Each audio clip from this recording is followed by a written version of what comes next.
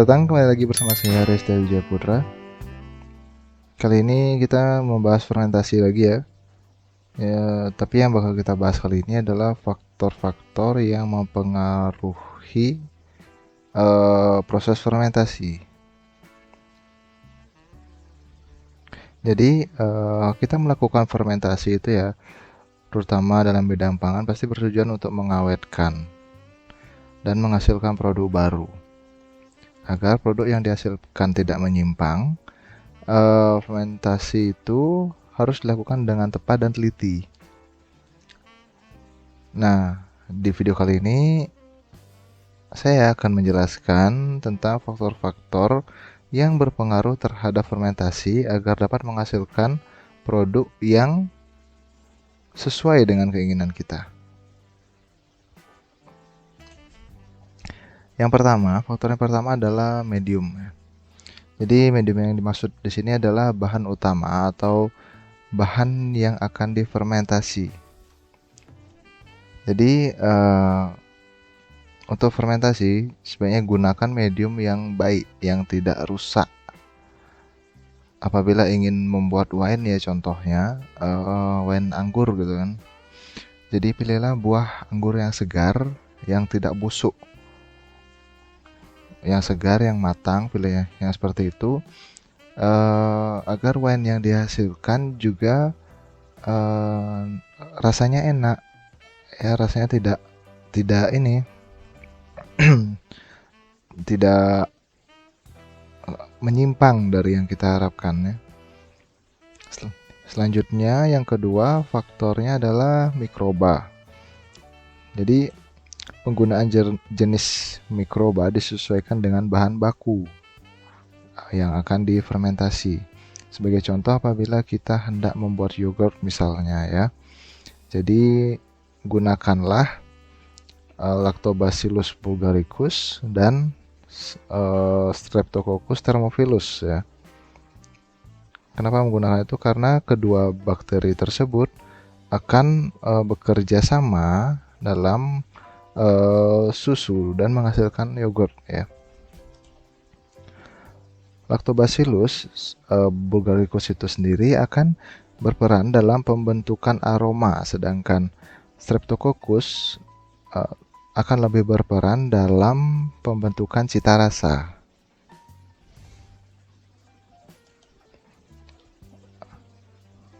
Mekanismenya untuk pembuatan yogurt ya, ini sekilas saja.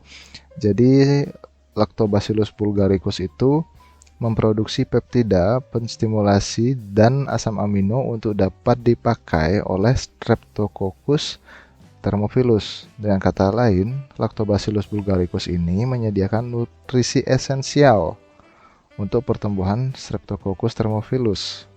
Dan keduanya saling melengkapi dalam bekerja dalam menghasilkan yogurt ya.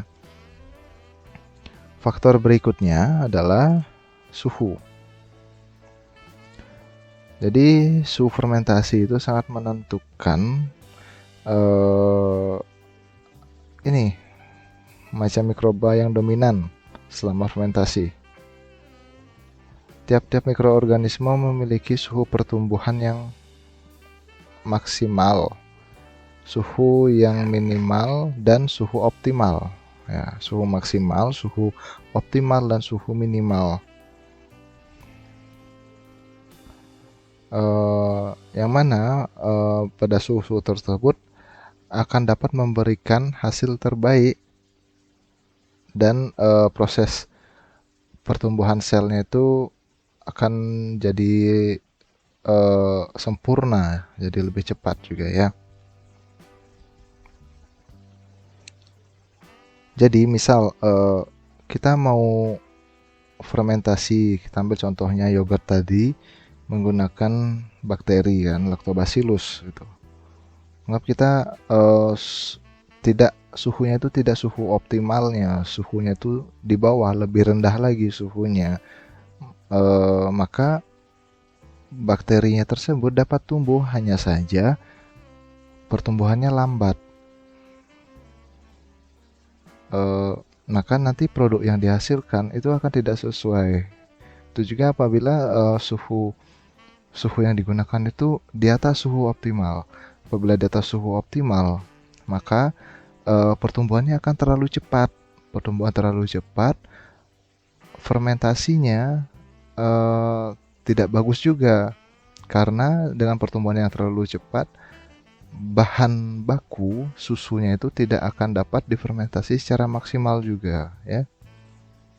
Malahan bakterinya yang akan cepat mengalami kematian apabila suhunya di atas suhu optimalnya. Jadi sebaiknya kita harus mengetahui suhu optimal dari masing-masing mikroba. Faktor yang keempat adalah oksigen. Nah, jadi udara atau oksigen selama fermentasi itu harus diatur sebaik mungkin untuk memperbanyak atau menghambat pertumbuhan mikroba tertentu, ya. Jadi setiap mikroba membutuhkan oksigen yang berbeda-beda jumlahnya untuk pertumbuhan atau membentuk sel-sel baru dan untuk fermentasi. Misalnya ragi Saccharomyces cerevisiae itu akan tumbuh lebih baik dalam keadaan aerob. Tetapi untuk melakukan fermentasi terhadap gula akan jauh lebih cepat apabila keadaannya anaerob. Ya, seperti itu contoh, ya.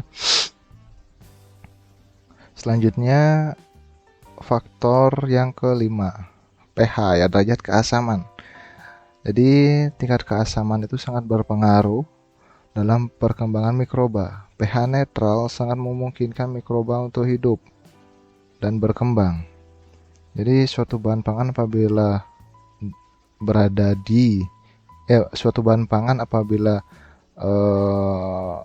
pH-nya itu terlalu asam, ya, atau terlalu basa, maka proses fermentasi itu bisa terhambat atau bisa gagal karena mikrobanya sendiri tidak bisa hidup di bahan tersebut. Dan faktor yang terakhir adalah waktu, ya, bukan pH nih. Oke, yang terakhir adalah waktu. Jadi perbanyakan atau perkembangbiakan sel mikroba itu bervariasi, ya. Bervariasi tergantung dari spesiesnya dan juga kondisi pertumbuhannya.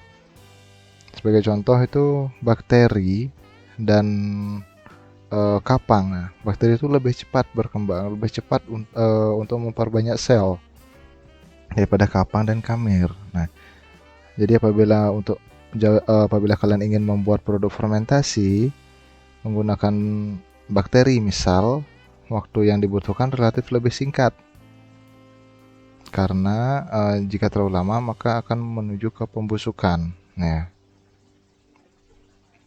jadi tidak semua fermentasi apabila kalian pengen lebih cepat fermentasinya itu harus pakai bakteri, bukan. Disesuaikan juga lagi, ingat dengan faktor yang pertama tadi, yaitu bahan, ya, medium, ya. Disesuaikan dengan medium, produk apa yang mau kita hasilkan.